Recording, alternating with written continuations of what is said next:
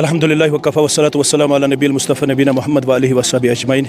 ये जो सवाल है आजकल गर्दिश कर रहा है, हर मीडिया पर्सन के ज़रिए मुख्तलिफ़ उलमा से ये सवाल पूछा जाता है कि खुशकसाली के असबाब क्या है, वजूहात क्या है। इस सवाल के जितने भी जवाबात आपको उलमा से मिलेंगे वो करीबन सेम ही आपको नज़र आएंगे, क्योंकि इसके जो असबाब है वो बेदीनी है, बेरा रवी है, बदअखलाक़ी है, बेशर्मी है, अल्लाह की मासियत है, अल्लाह की नाफरमानी है।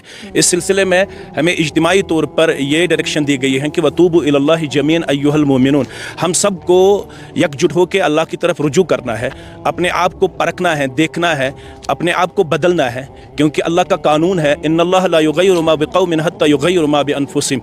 अल्लाह ने आज तक किसी भी कौम की हालत तब तक नहीं बदल डाली जब तक कौम खुद अपनी हालत बदलने के लिए खड़ा न हुआ। इसलिए हमें बदलने की ज़रूरत है, तब ये हालात बदल जाएंगे मिलेंगे। अगरचे आपने एक ही सवाल ये किया, लेकिन इसमें दो जवाब मैं आपके सामने रखना चाहता हूँ। पहले ये कि ये जो हमारी नस्ल आजकल डिवेट नज़र आ रही है, उनसे बदअखलाक़ी की इंतहा यहाँ पे देखने को मिल रही है। इसके जो ज़िम्मेदार है हम सब हैं कलेक्टिवली, लेकिन प्राइमरी सतह पे फसली इसमें पेरेंट्स इन्वॉल्व हैं, क्योंकि वालिदैन पे जो ज़िम्मेदारी आयद होती है वो उसको निभाने में बहुत हद तक नाकाम नज़र आ रहे हैं। इसलिए पेरेंट्स को हसास रहने की ज़रूरत है, उनको आगे आने की ज़रूरत है, उनको अपने बच्चों को अखलाकी तौर पर स्टैंड करने की ज़रूरत है, स्टेबल करने की ज़रूरत है। जब तक माशरे का हर एक तबका जिसको जितनी सलाहियत से अल्लाह ने वदीयत करके रखा है, जब तक वो अपनी सलाहियत को बरोकार न ला के माशरे को फिर से एस्टैब्लिश करने में अपने आप को पेश न करे, तब तक ये दिन हमें देखने को मिलेंगे। लिहाजा ये जो मामला है ये इसलिए है क्योंकि ये इस वक्त मीडिया ट्रेंड भी है। मुख्तलिफ मामलात में हमारे बच्चों को वो कुछ मीडिया से ज़रिए देखने को मिल रहा है जिनसे अभी तक हमारी वादी बहुत बईद थी, बहुत दूर थी, बहुत महफूज मामून थी, लेकिन मीडिया ने वो कुछ अपने बच्चों के, हमारे बच्चों के सामने ला के खड़ा किया जो बहुत ही नारवा है, जो बहुत ही अनफॉर्चुनेट है। इसमें उसका भी एक बहुत बड़ा रोल है। इसलिए मॉरली हमें अपनी सोसाइटी को फिर से एस्टैब्लिश करने की ज़रूरत है, रिटेन करने की ज़रूरत है, तब हम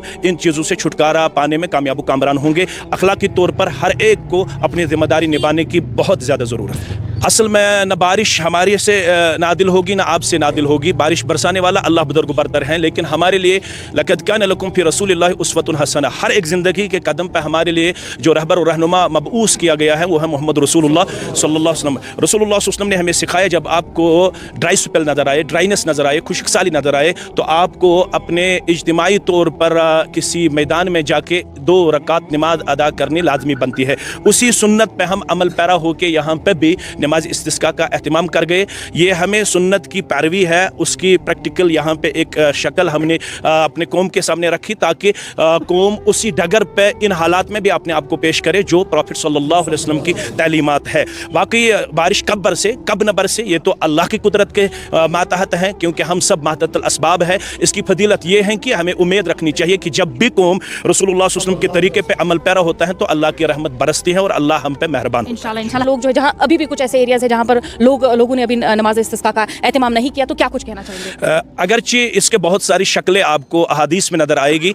अगर किसी जगह इज्तिमाई तौर पर इसका एहतमाम न भी किया गया हो, लेकिन इनफरादी तौर पर हमें अल्लाह की तरफ रुजू करने की ज़रूरत है। मेरी यही गुजारिश है सभी मुसलमानों से कि इनफरादी तौर पर भी और कलेक्टिवली भी हमें अल्लाह की तरफ रुजू करने की ज़रूरत है, क्योंकि माशरा बद से बदतर नज़र आ रहा है। जब तक हम अल्लाह की तरफ रुजू न करें तब तक हमें ये दिन देखने पड़ेंगे।